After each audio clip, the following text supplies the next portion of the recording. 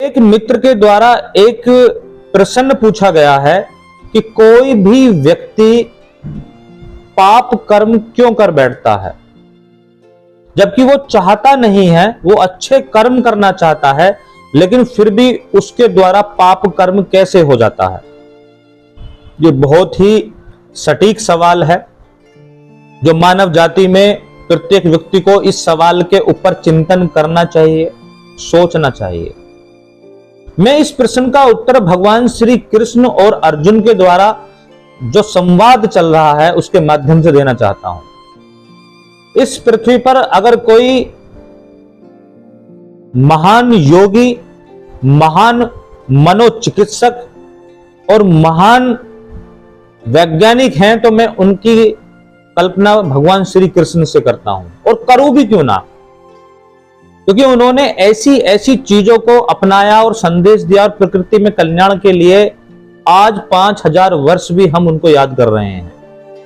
वो एक महान वैज्ञानिक हैं जिसको एक छोटे से उदाहरण के माध्यम से मैं समझा सकता हूं कि उन्होंने अपने सिर पर मयूर का जो पंख है उसी को क्यों रखा।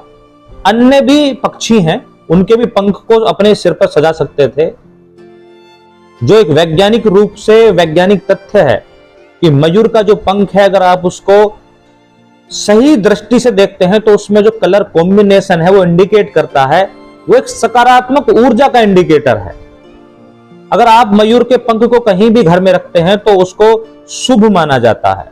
बहुत सारी नेगेटिव एनर्जी, कीट पतंगे उसके पास से पहले दूर भाग जाते हैं। जो कंसंट्रेशन, एकाग्रता का, जो सकारात्मक ऊर्जा का, जो नेगेटिविटी को दूर करने का एक इंडिकेटर है, तो वो कितने बड़े वैज्ञानिक हैं। जब उनको हम महान योगी राज कहते हैं तो उन्होंने बांसुरी को ही क्यों चुना? क्या वो उसको अपने आनंद के लिए रखते थे? बिल्कुल नहीं। भगवान श्री कृष्ण बांसुरी की तुलना अगर आप अपने स्पाइनल कोड या मेरुदंड से करते हैं तो जो हमारे स्पाइनल कोड में जो अध्यात्म कहता है कि जो हमारे यहां अष्टांग योग है, जो हमारे यहां चक्र हैं, जो अष्ट चक्र हैं, उनका भेदन जब कुंडली जागरण या योगिक क्रिया के द्वारा किया जाता है तो उसकी कल्पना आप सीधा बांसुरी से करके देखें। वो जिस समय बांसुरी बजा रहे हैं तो वो मेडिटेशन कर रहे हैं, वो अपने चक्रों का भेदन कर रहे हैं और अपने एकाग्रता को बनाए हुए हैं, इसलिए वो महान योगी हैं। और मनोचिकित्सक क्यों हैं? उन्होंने महान भगवत गीता जैसा ग्रंथ जो इंडिकेट करता है कि किसी भी ऐसे व्यक्ति को जो मनो विकारों से पीड़ित है, जैसे कि अर्जुन, एक मानसिक अवसाद के रूप में उनको दिखाया गया और उनका उस डिप्रेशन, उस अवसाद को निकालने का काम जो महान मनोचिकित्सक श्री कृष्ण जी ने किया, उसको मुझे बहुत ज्यादा समझाने की जरूरत नहीं है। इस प्रश्न का उत्तर भी वो इसी वैज्ञानिक ढंग से दे रहे हैं। वो ये नहीं कह रहे जो और आज और 5000 वर्ष के बीच में जो समय अंतराल रहा उनमें जिन जिन चिंतकों ने, विचारकों ने, आध्यात्मिक गुरुओं ने, धर्मों ने बताया कि पाप इसलिए हो जाता है कि कोई शैतानी ताकत पाप को करा देती है। यह एक सवाल का उत्तर है, क्योंकि पूछा गया है तो उत्तर दे दिया, लेकिन गहराई में उतरा हुआ उत्तर नहीं है।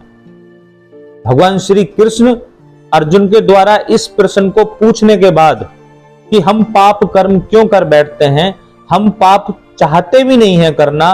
पाप का मतलब है कोई भी वो कर्म जिससे मानव जाति का, प्रकृति का, पशु पक्षियों का हनन होता है, उन्हें दुख होता है या हम उसको विनाश करते हैं। हम किसी का बलात्कार करते हैं, हम चोरी करते हैं, हम किसी का नुकसान करते हैं। कोई भी पाप कर्म हमसे क्यों हो जाता है? जबकि हे प्रभु, आप कह रहे हैं कि ये प्रकृति स्वतः ही चल रही है, इसको परमपिता परमात्मा चला रहे हैं। अगर परमपिता परमात्मा इस प्रकृति को चला रहे हैं और ये प्रकृति स्वतः ही अपने आप इसका सृजन हो रहा है, तो वो इस शैतानी ताकत को क्यों नहीं खत्म कर देते? फिर मैं परमपिता परमेश्वर को क्यों मानूं? मैं उस शैतानी ताकत को ही क्यों ना मानूं? क्योंकि यह सटीक उत्तर नहीं है। भगवान श्री कृष्ण कहते हैं कि प्रत्येक व्यक्ति के अंदर एक प्रकृति होती है, और वो जो प्रकृति है उसके 3 गुण होते हैं, सत्व, रज और तम। 5000 वर्ष पूर्व जो त्रिगुणात्मक शक्ति की बात महान योगी राज भगवान श्री कृष्ण ने कही, वो ही इस आधुनिक युग में वैज्ञानिक इलेक्ट्रॉन, प्रोटॉन, न्यूट्रॉन की बात कर रहे हैं।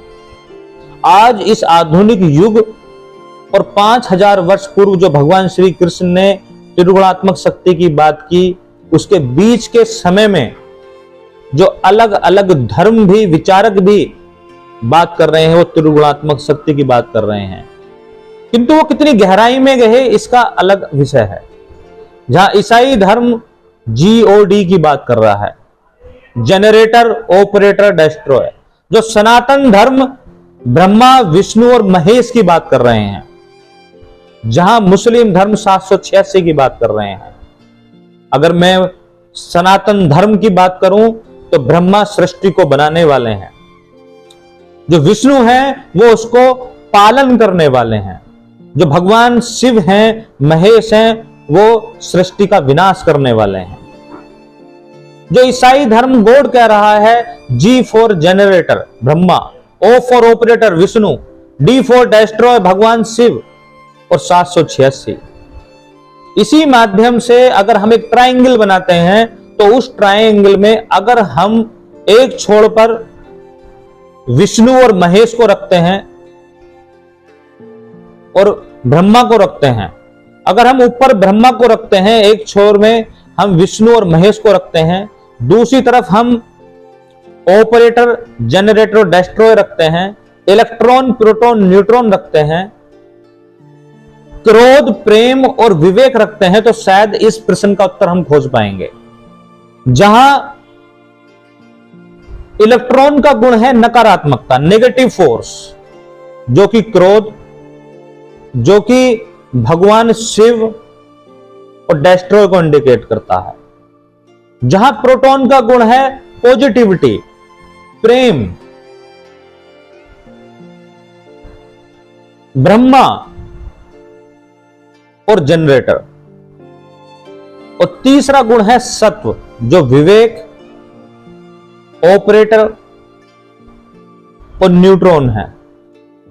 जो त्रिगुणात्मक शक्ति है, किसी भी व्यक्ति के अंदर ये 3 गुण स्वतः रूप से होते ही हैं।